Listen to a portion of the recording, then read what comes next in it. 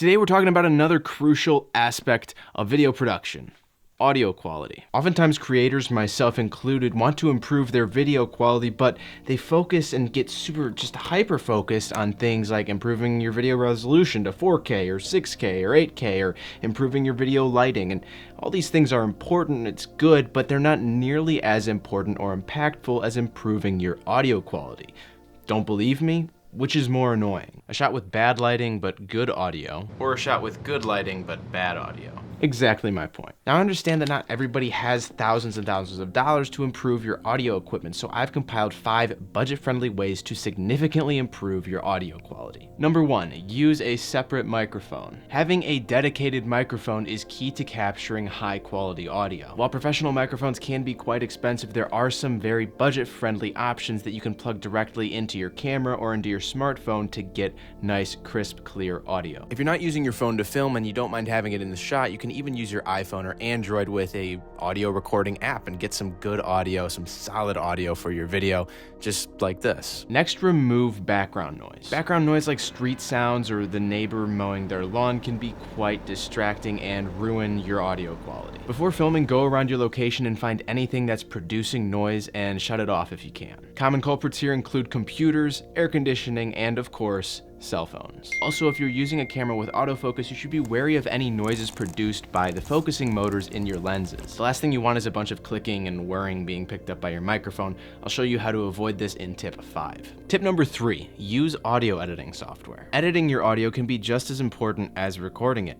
In fact, it can totally save your butt. Modern softwares and the dawn of AI tools have made audio editing simpler and more powerful than ever. DaVinci Resolve Studio has a built-in voice isolation tool that automatically removes all background noise from your recordings at the click of a button. And Adobe Podcast has a free AI speech enhancement tool that removes background noise while improving your audio quality. Though I have had some mixed results with this tool, it sometimes makes your dialogue sound like really robotic. Jumping back into the recording process, it is important to optimize your recording environment, which is tip number 4. Even with the world's best microphone, an unsuitable recording location will produce some really terrible audio. Ideally, you want to find a room or location with very little echo or background noise. You want it to be as quiet as possible. If you live in a house with a basement, despite the obvious advantage of being underground for noise control, I actually don't recommend that you film down here or you set up a studio down here, because the noises for air conditioning and water pipes way louder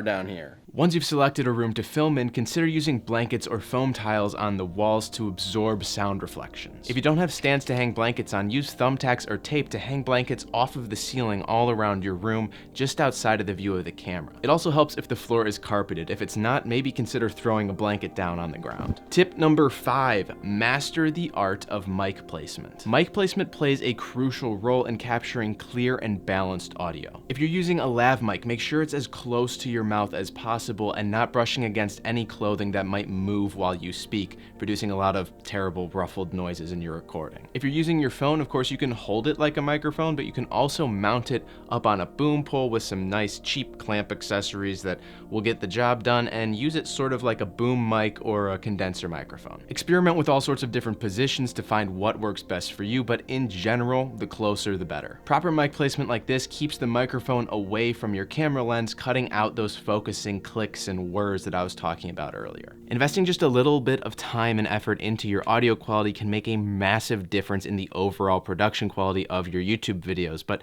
it can't just stand alone. You also want some good video quality. So you should check out this video where I break down 3 super simple tips on how to get incredible video quality to match this awesome audio quality that you've just acquired.